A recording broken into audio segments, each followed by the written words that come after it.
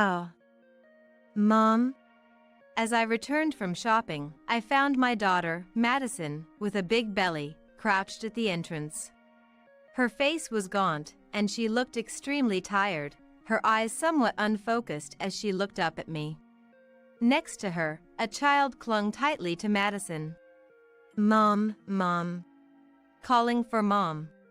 Realizing this child was my granddaughter, Harper, I brought the two of them inside and asked what had happened. It turned out, Madison's husband, Stephen, had grown frustrated with her inability to move around much during her second pregnancy, and had left them in front of the house, abandoning them. Madison was clearly in her final month of pregnancy, visibly in need of care. Even though the days were warm with sunshine, the wind was cold. I couldn't help but feel angry, wondering what he intended to do if I hadn't been there. Stephen didn't seem like the type to do such a thing. Pregnancy isn't an illness, right? We have pregnant women at our company who work from home just fine. And Harper, she's always crying and so loud. My colleagues' kids never cry like that. When I finally called him, he sighed loudly on the phone, as if on purpose. An unemployed, obese, and noisy child is a nuisance. Let the parents take care of them for a while. Hearing that, I realized talking to him was futile. Fine by me. With that, I hung up and focused on caring for Madison and Harper. Half a year passed, and one afternoon in spring, Stephen called. Hey, what's going on? Your house is gone. I was puzzled at first, but then I understood. You finally noticed? After learning the truth, he was speechless, his face turning pale. My name is Scarlett, a 58-year-old housewife. My husband passed away about 3 years ago, leaving me alone, but I've never minded solitude. His study is filled with books, including his favorite novels, challenging research papers, magazine clippings, and diaries, making me feel close to him whenever I'm there. Sometimes, I spend time in the study, browsing through the stacked books. My daughter Madison, her daughter Harper, and Madison's husband Stephen live about a 30-minute drive away in the next town. Stephen works at a large company owned by his dad, holding a position as a department head at the young age of 33, and is even talked about as a future CEO. Madison and Stephen met at a beer party. When Madison went out with friends, one of them recognized a former classmate, which turned out to be Stephen. By chance, they worked near each other and started seeing more of each other, occasionally bumping into one another or going out for drinks with friends, eventually leading to a relationship. Madison wasn't the type to make the first move, often calling me, unsure of what to do. Well, I'm not sure either, but maybe just go out for a meal and enjoy yourselves? I couldn't offer much advice on love, not being very experienced myself. Unlike me, my husband had his fair share of romances, but when it came to our daughter's love life, I won't allow her to date someone strange like me. He was protective. It was funny hearing him call himself strange. Nonetheless, their relationship progressed smoothly, and by the time a year had passed, they came to announce their engagement. Stephen, being the son of a big company's president and his excellence in sales, had reassured my husband enough to entrust our daughter to him, he later told me. I too felt at ease sending off our daughter to such a respectable person. Soon after, the two married and moved to the next town to start their life together. Initially, Madison would come to visit us, sharing the joy of discovering her pregnancy and her anxieties about giving birth. Around 3 or 4 months after we learned of Madison's pregnancy, my husband passed away. He was involved in a traffic accident with a truck whose driver had fallen asleep at the wheel. Both Madison and I were shaken by the sudden news and found it hard to live calmly for a while. Rushing to prepare for the funeral and running around for company and government procedures, the days passed, and before we knew it, a month had gone by. What's strange is that I hadn't seen Stephen since he came to introduce himself for the marriage. Even at the funeral, he only showed his face for about an hour before disappearing quickly. I thought it was a bit rude, but according to Madison, that's just how he is. It can't be helped. Stephen is always busy with work, Madison said, forcing a smile despite a hint of sadness. It seemed she hadn't had much of a chance to talk or spend time with Stephen, who had started leaving early in the morning for golf meetings on weekends. Being a president's son might excuse him somewhat, but I wished he would consider Madison, who was heavily pregnant. As summer came to an end, Madison returned to our home to give birth. With her belly fully rounded, she was looking forward to meeting the baby. It's a girl. We've already decided on a name. Oh, really? What's her name? Harper. Stephen and I chose it. Madison, smiling as she spoke, gave birth within 2 weeks and soon went back to her home where Stephen was waiting. Madison, make sure to visit us sometimes, Harper too, I said over the phone, but Madison's reply seemed hesitant. Yeah, maybe, once things settle down, I'll come over. Though I felt something was off, I hoped it was just temporary.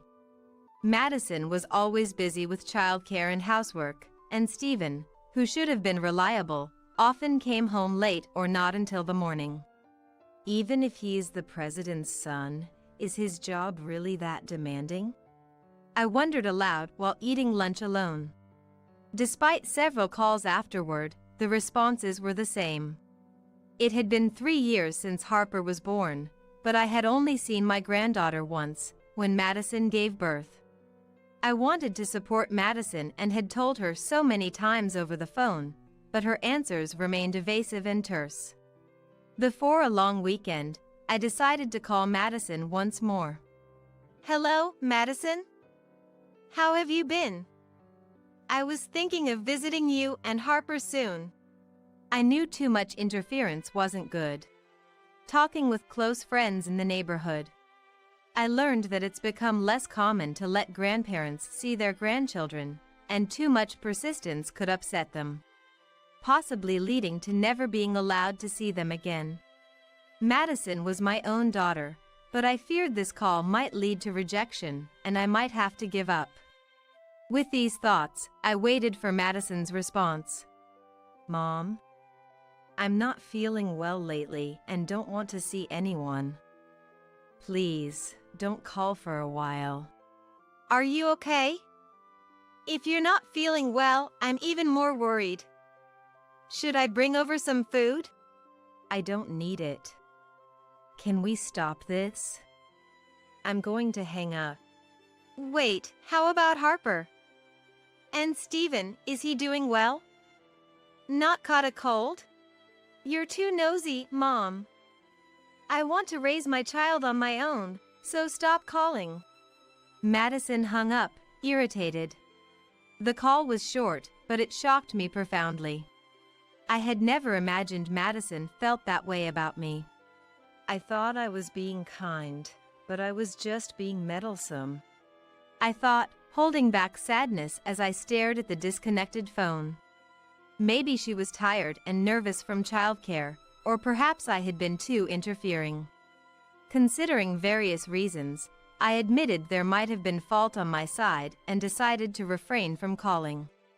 But I couldn't help wondering, had the girl who used to talk to me so openly really changed this much?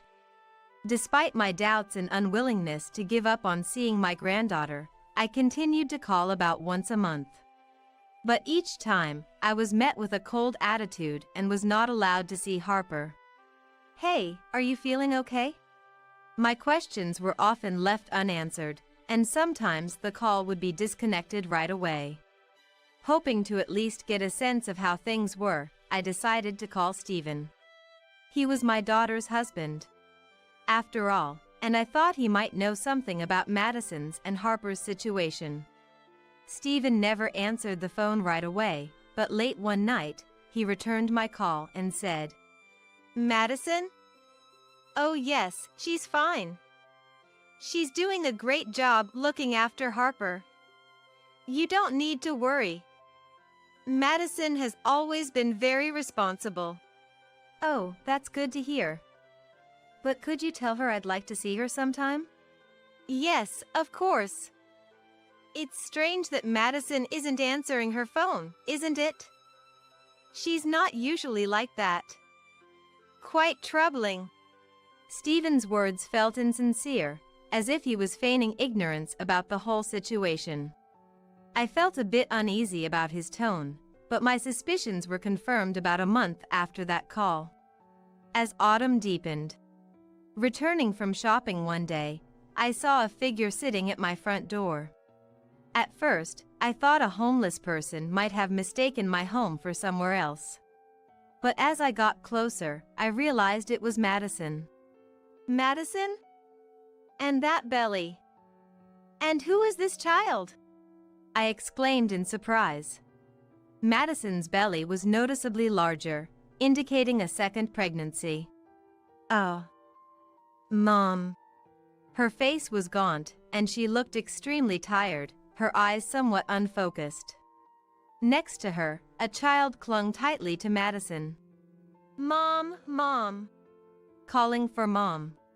Realizing this child was Harper, I quickly unlocked my house and welcomed them inside, practically carrying them in. I settled them on the living room sofa and made some hot milk for them to drink. Harper cautiously sipped the still warm milk. It's cooled down, so it's okay. I reassured her, and Harper drank, leaving a white ring around her mouth. Turning to Madison, I began to ask about what had happened. So, what brought this on? Sitting outside like that. Where's Stephen? What happened to your home? Madison began to cry and looked down for a while before she told me. Take your time. I rubbed her back. After calming down, she explained that as her second pregnancy advanced, she struggled with household chores and childcare, which frustrated Stephen. He had driven Madison and Harper to the front of my house and left them there. Seeing Madison visibly in her final months of pregnancy made me furious. Thinking about what would have happened if I had been away. How could he? I immediately called Stephen. He hadn't mentioned Madison's pregnancy during our last conversation, which would have prompted me to help sooner. After several rings, "Hi?" a lethargic voice answered. "Hello?" "Stephen, what's this I hear about you leaving Madison and Harper outside my house just now?" I asked angrily, but Stephen nonchalantly replied, "Well, that's how it is. Madison's been neglecting most of the household duties lately, using her pregnancy as an excuse. Even when I come home tired, there's no dinner ready." "Not helping because you think it's all Madison's job? Don't you think you should be supporting your wife?" "Why should I help? House chores are the wife's job, Madison's job. I have my own work to do. It's only natural she takes care of the house since she's the housewife." "Madison is pregnant. And thinking it's natural without any appreciation is just too ungrateful." Being pregnant isn't a sickness, right? We have pregnant women at our company who are working remotely just fine. And Harper, always crying and making a fuss. My coworker's kid never makes a peep. He exaggeratedly sighed over the phone. "Unfit due to obesity and noisy kids are a nuisance. Let the parents take care of them for a while." The moment I heard that, I realized talking further was pointless. "Fine by me," I said, hanging up, but Stephen's mocking laughter lingered in my ear just before the call ended. I managed to suppress my anger and frustration, focusing on what needed to be done. What needed to be done was taking care of Madison and Harper. Harper's clothes were stained, with food and juice spills turning into spots.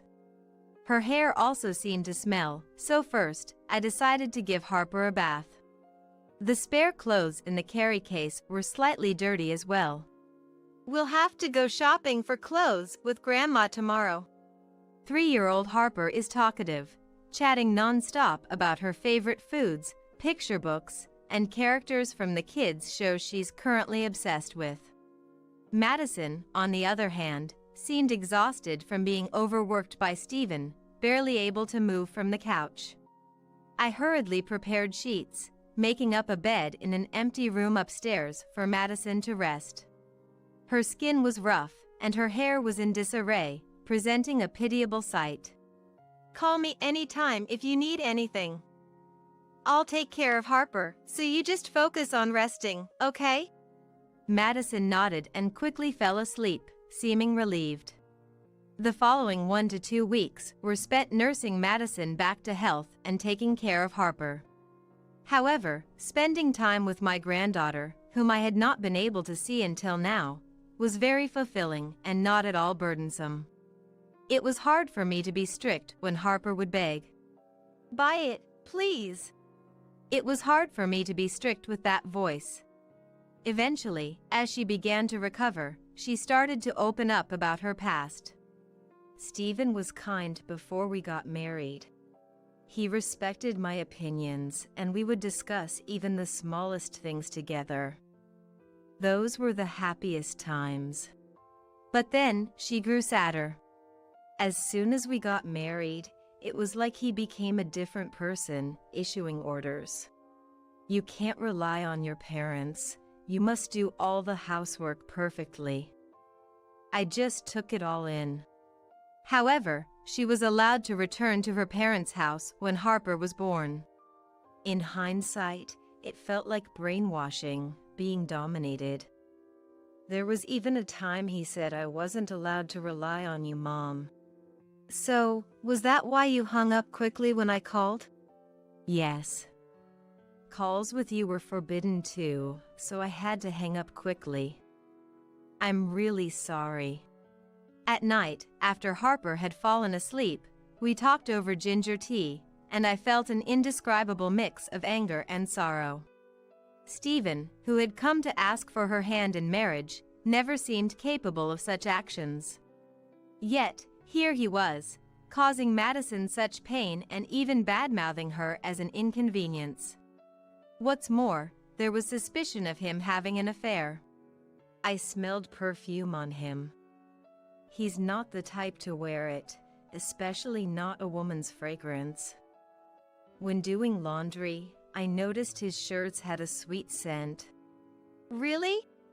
Doubtful, but recalling his late returns and early morning arrivals, it seemed plausible.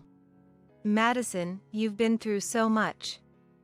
You've done well to manage on your own. Considering how she juggled household chores and childcare while realizing her husband's infidelity, I couldn't help but express my admiration. No matter the defiance, she is my only daughter and family. Madison cried softly. The gentle autumn weather continued, dry but refreshingly cool compared to summer. Madison's due date was approaching soon. I did everything to pamper Madison and Harper, aiming for their emotional and physical recovery. About half a year passed, and it was spring. While I was preparing lunch, my mobile phone unexpectedly rang, so I stopped to answer it. The caller was Stephen. Yes, this is Scarlett. Hey, what's going on? Your house is gone. I was puzzled for a moment, but then quickly understood. Finally noticed, have you? I said with a half-smile. Stephen had come to pick up Madison, Harper, and the newborn, only to find the house gone, turned into an empty lot with a for sale sign posted. The move and the house demolition had been completed last month. And Stephen must have just arrived, smugly, only to realize for the first time that nothing was there and panic called me. We moved.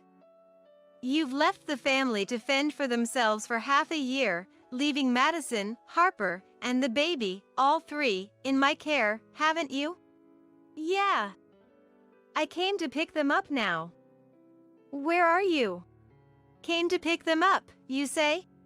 Unfortunately, we've moved to a secure apartment, so telling you would be pointless. I'm not considering returning them to you. Don't joke with me. I told my parents I'd bring Harper and the baby over. Give me back the kids, at least. His way of talking about the kids as if they were objects disgusted me. That's a promise you made on your own. We have nothing to do with it, so we won't comply. I'm busy here, so if you don't mind.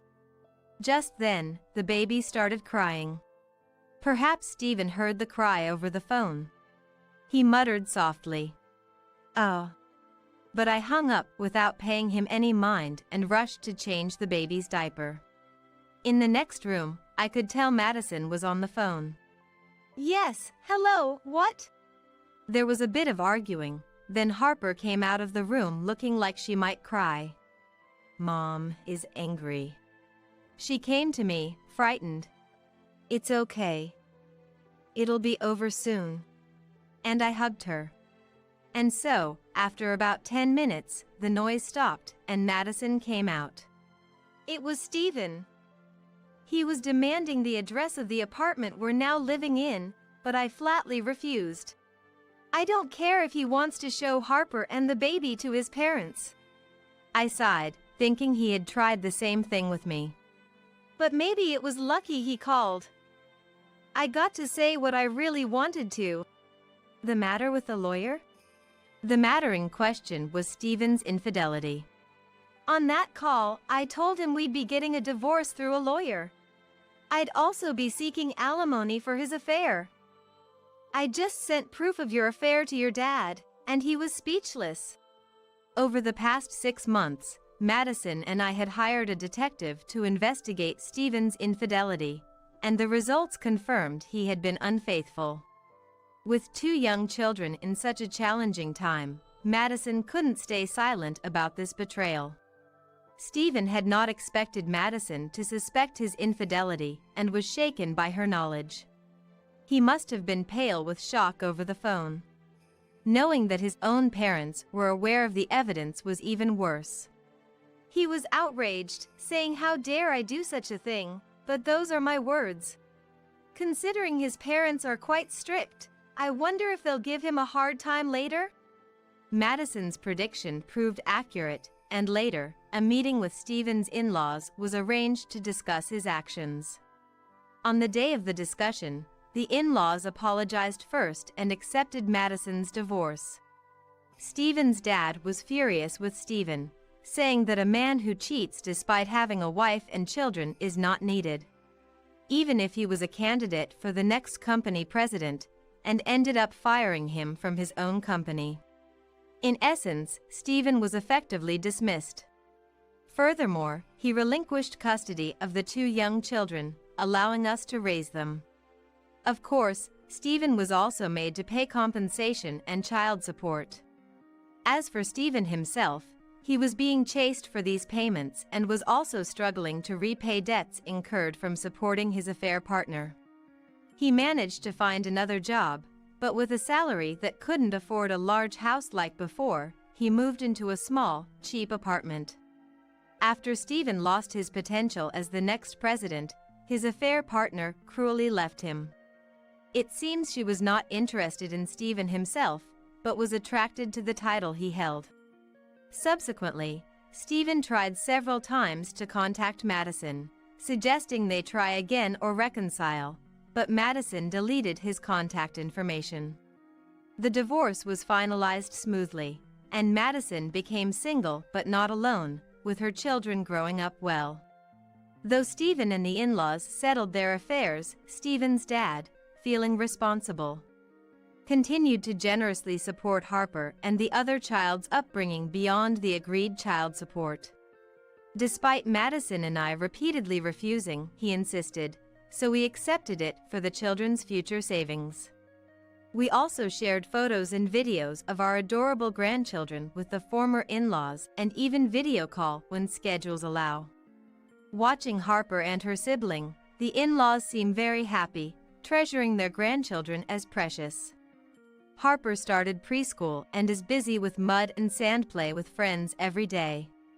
One sunny afternoon, When I went to pick Harper up from preschool, she was holding a rolled-up piece of drawing paper. "What's that, Harper?" I asked casually, and Harper shyly replied, "A picture of Mom." The preschool teacher mentioned that today, they drew portraits as presents for their moms. Harper was too shy to show it to me, but ran home and presented it to Madison. Though I couldn't see what the portrait looked like, Madison was surprised and touched, praising Harper abundantly. Harper's individuality will surely continue to grow. Thinking about her future fills me with hope and anticipation. Now, the four of us living together and feeling this happiness feels almost like a miracle. Help me, sis. My niece, Jenny, was about to burst into tears as she handed me something. It was just a picture of my brother, her father, with his colleagues at a bar. What's wrong, Jenny? Why the sudden distress? What are you two doing over there? As I was about to ask, my stern-faced sister-in-law interrupted us.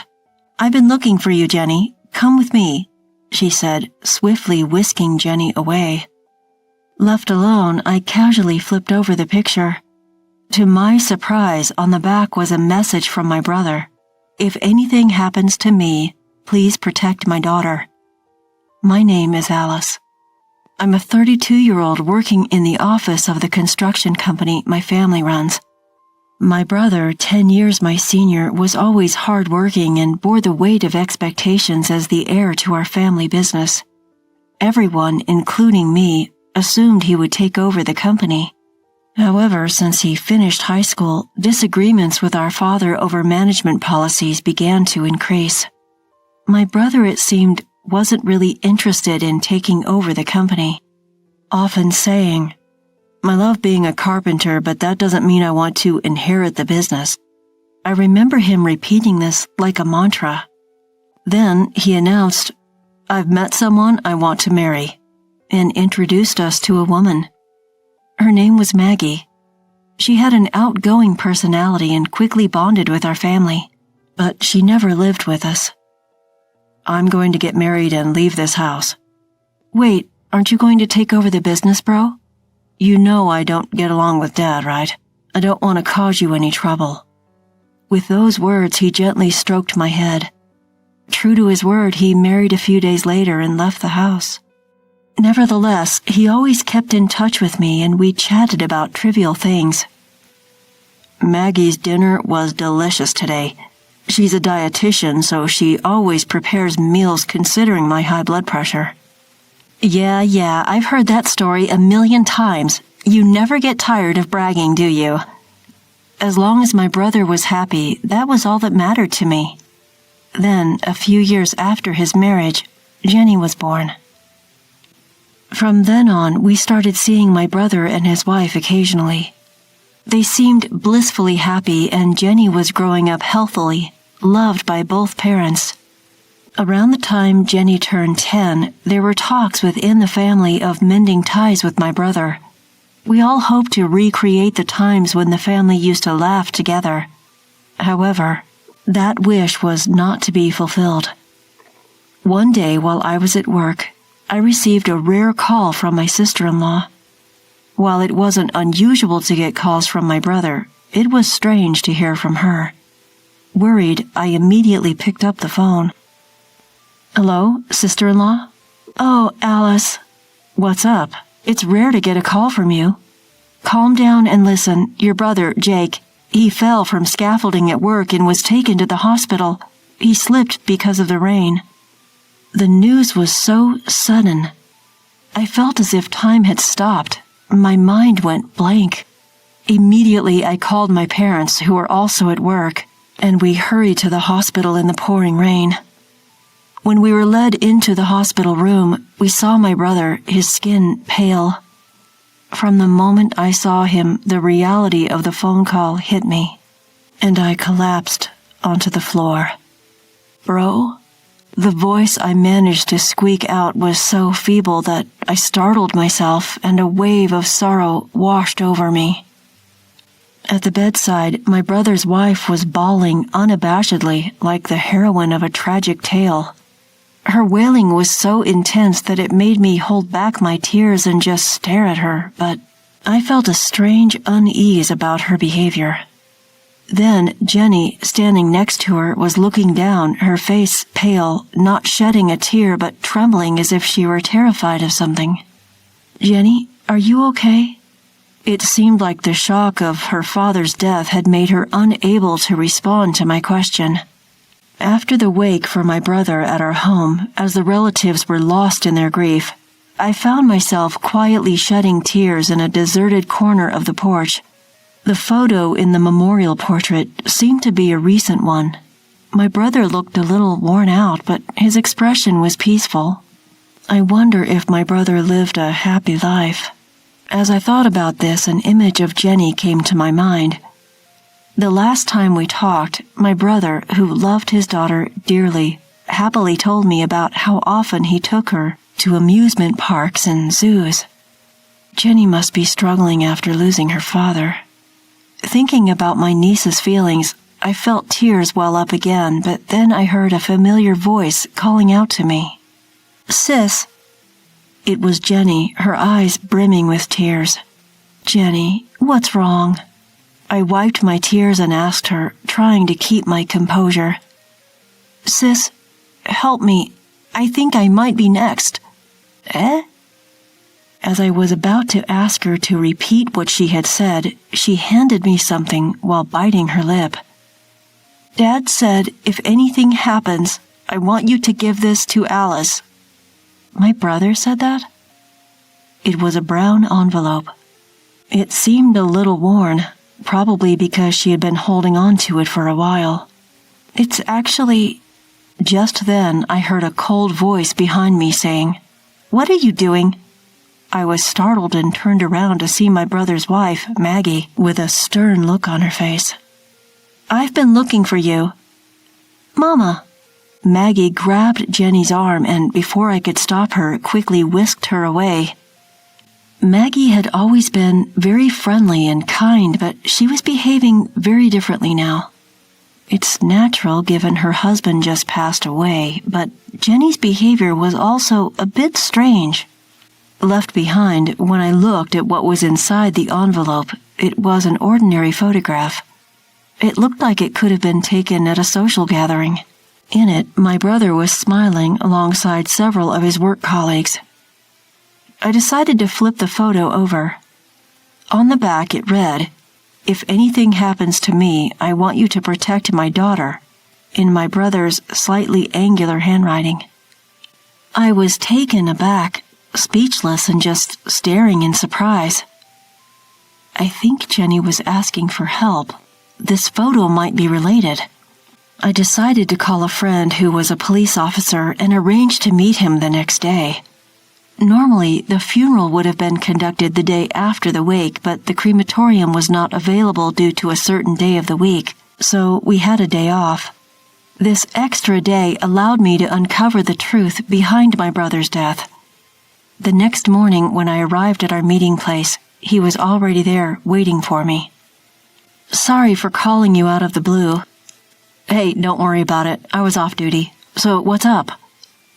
"Well, it's just that—" I began to tell my friend the sequence of events, and he listened seriously. From a cop's perspective, we can't act on this with just the evidence we have." "I see. I'm sorry I can't be of more help, but remember, I'm always here to lend an ear if you need it." "Yeah, thanks. Just talking about it helps me sort things out." Even after parting ways with my friend, I was still pondering over the photo that Jenny had handed me. No matter how many times I looked at it, the meaning of this photo and my brother's message remained a mystery. What else can I do to find a clue I don't understand from this message alone? I might learn something if I ask Jenny directly, but I feel like my sister-in-law might interfere again. Just then, an idea popped into my head. Maybe I can find something if I look at my brother's belongings. Unable to stay still, I quickly went to my sister-in-law's house. I'm sorry for bothering you when you're busy. I'm just worried about you and Jenny. Thank you for coming all the way. Jenny is in her room, but let's leave her be for now. She's feeling down since her father passed away." As she said that, she invited me into the living room. She was always tidy and the house was always well kept, but today it felt rather bleak. Oh, there's nothing of my brothers here, and the family photo that was here the last time I visited. There was nothing to suggest that my brother had been here. Desperate to find anything left behind by my brother, I scanned the room. Maggie brought me some tea and homemade pickles. What caught my eye was a light purple bracelet like a rosary on Maggie's wrist. It didn't seem to match her or my brother's taste, and I felt a sense of discomfort as I thanked her for the tea and tasted the pickles. "Wow, it's so salty. These pickles are really salty, aren't they?" I quickly gulped down my tea to wash down the extreme saltiness of the pickles, but Maggie just tilted her head, saying, "Really? I don't think so." Maggie, a dietitian, made delicious meals that my brother looked forward to so much that he would rush home from work. It was clearly strange for something she made. Could it be that she was feeding my hypertensive brother this salty food? Since I arrived at Maggie's house, I've been feeling an indescribable discomfort. I began to worry about Jenny. I'd like to talk to Jenny. She's in her room, right? Just as I stood up and was about to head towards Jenny's room. "No, I won't let you see her." "What? Why?" "I'm sorry, but you should leave. I'm busy preparing for the funeral." Maggie grabbed my wrist, pushed me out into the hallway, and threw me out of the house. Despite visiting the house, I was unable to find any clues. As I looked up at the sky, wondering what to do, Jenny poked her head out of a second-floor window. She put her index finger to her lips in a quiet gesture and threw something at me. It was a small key, wrapped in a cute memo paper. "The key to the shed. Hide it under the potted plant after you use it," the note read. When I silently showed a thumbs up to Jenny, she silently nodded and gently closed the window. I went to the backyard to avoid my sister-in-law and used the key I received to open the shed. Inside, it was packed with my brother's belongings. Among them, I found a diary. Jake was a diligent person and had been recording his daily events in a diary since he lived at home. There was something unbelievable written in there. The seasoning of the food had become heavy, and even when he pointed it out, she said, "Leave it to me, I'm a dietitian." And he couldn't get her to take it seriously. His health had been declining recently. Furthermore, the reason why Jake left that photo was also recorded. I'll never forgive this. The next day, many people, including relatives and Jake's colleagues, gathered at the funeral. When Maggie took the microphone to give the bereavement address, I stood up and stopped her. "I have something I want you all to hear." "Oh, Alice? What's wrong?" Ignoring Maggie, who was surprised by my sudden action, I stepped out in front of the family. Jake's death wasn't an accident. The hall was in an uproar at my words, and Maggie had a very stern look on her face. "What are you talking about? My husband slipped off the scaffold at work and fell." I showed everyone Jake's diary. "Everything is written here. My sister-in-law, who is usually good at cooking, started making heavily seasoned dishes, and Jake's health started to deteriorate. It's strange, isn't it, Maggie, to not only serve salty pickles and soup to Jake, who has high blood pressure, every day, but also to insist that he eat everything without leaving any?" "I don't know anything about that. I was careful with his meals every day." Ignoring Maggie, who seemed to be playing innocent, I pulled out another piece of evidence. "This is a photo that Jake left for me. At first, I didn't know what it meant, but when I visited your house yesterday, I understood. The person in this photo is wearing a bracelet that matches the light purple bead bracelet you are wearing." As I pointed to a certain person, everyone's gaze was instantly drawn there. Mr. Johnson, you and Maggie were having an affair, weren't you? Even though you were a colleague whom Jake trusted the most, why did you do such a thing?" As the hall began to stir, Maggie glared at me with a stern expression, and the man looked pale and nervous. Mr. Johnson was a familiar face to me as well. He had been a good friend of Jake's since Jake graduated from high school and started working, and he had visited our house many times.